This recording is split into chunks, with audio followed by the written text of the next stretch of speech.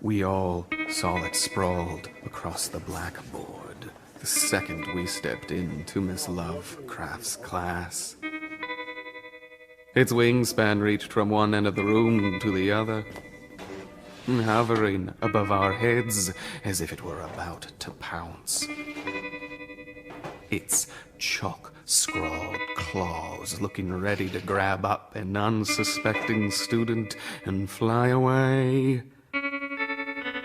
What is that ungodly thing? My best friend, Jimmy Pickman, asked. It looks like an octopus, I replied. Miss Lovecraft had scribbled its name over its dome-shaped head, beckoning the class to chant this creature's nauseating nomenclature. Repeat after me, children. This is the vagina. I shuddered at the sound its name made within my mouth, whispering it with the rest of the students. It seemed to seep out from over my tongue, the syllables all soft and moist, as if it had just drudged itself up from some sordid portion of my stomach, buried for centuries under the muck of my meals, rising up towards my teeth on a tide of bile. Now, class, all girls are born with a vagina.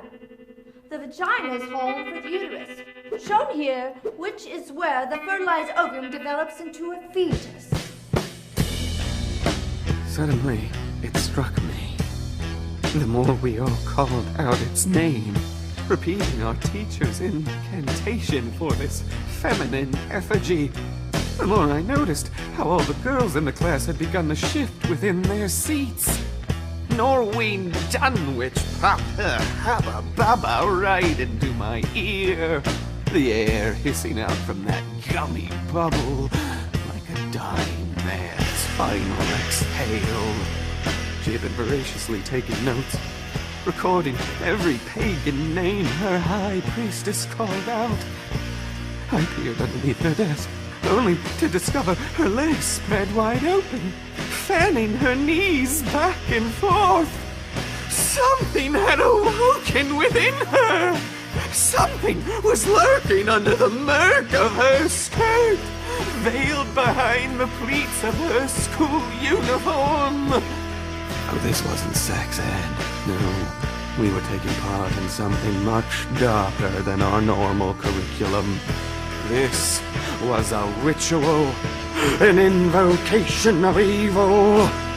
Looking back at the blackboard, that powdery rendition seemed to come alive, its fallopian tubes undulating across the wall like tentacles reaching out for me.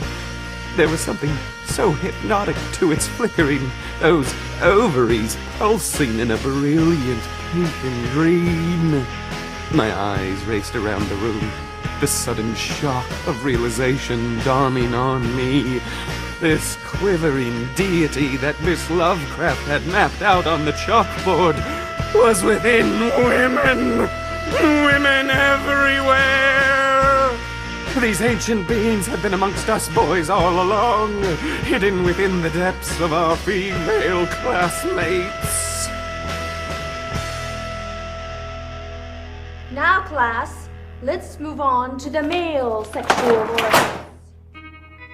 organs. Bear in mind that I had not known such a thing existed within me. To say that a mental shock was the cause of what I inferred, that last straw of sanity snapping as Miss Lovecraft took her chalk and etched a most heinous hieroglyphic across the blackboard, is to ignore the simplest bit of my experience. Maybe a madhouse would be as good of any a place to save me now. A doctor could erase this profane image from my brain forever, for I found myself staring at none other than him who is not to be named, the mighty one-eyed messenger, the goat with 1,000 young! Stop snickering, children! I'll send you all to the office if you can't act like mature adults! Now, repeat after me. This is the penis! You must believe me, Principal Peters. I have certain evidence that monstrous things do indeed live within the dark corners of man that have yet to be explored by my hands. Throbbing, pulsating creatures that inhabit a space unfamiliar to this particular 7th grader. And as God is my witness, how I wish to resist this transformation.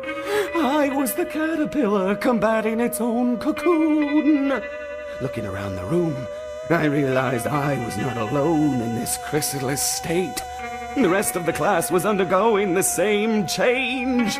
A look of utter horror frozen on everyone's face. Locking onto the eyes of Larissa Innsmouth, I was suddenly aware of the disconnected sounds inside my mind.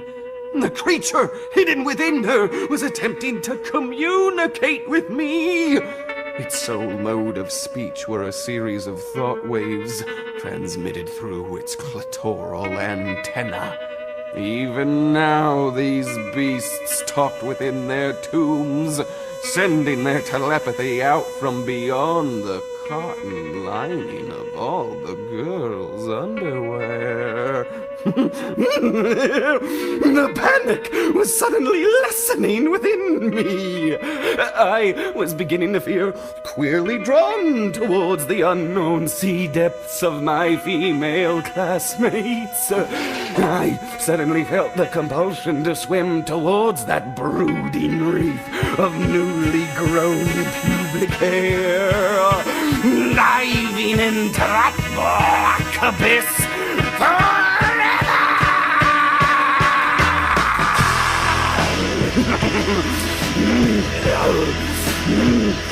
Miss Lovecraft was responsible for introducing us boys to the female reproductive system. Her incantation had unlocked our libidos. She noticed together we created an altar in which to enact our rites of passage. Perhaps made sacrifices out of ourselves, offering our bodies up to our idols. Miss Lovecraft continued to point towards the orifices of our gods, while the student body had an orgy of ungodly proportions. Hail, Yog-Sothoth, the mighty vagina! Praise to the pit of Shoggoths! Glory to the great messenger Cthulhu! Yoggoth, the cyclopic worm!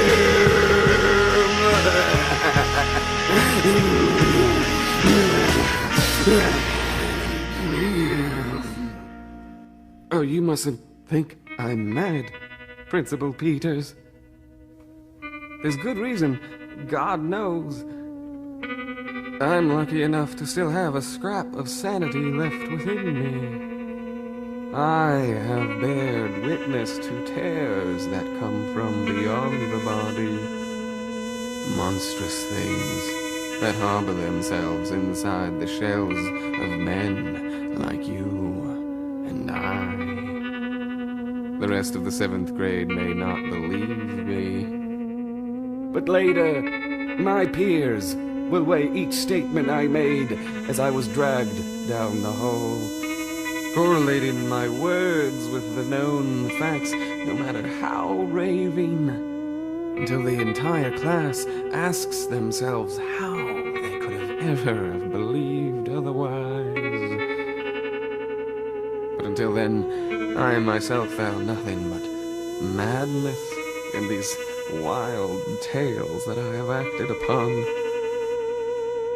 Even now, I ask myself whether I was misled, or whether or not I am mad at all.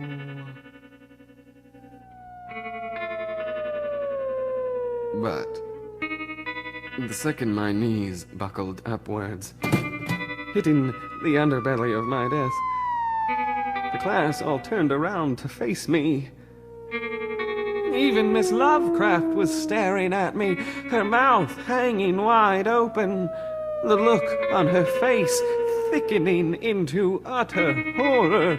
The second she realized my pants were now crumpled up at my ankles, my hands hidden below the desktop. Strips of mother-of-pearl stretched along the floor, as if some slimy beast had been released from within me, the residue of its escape shining over the linoleum.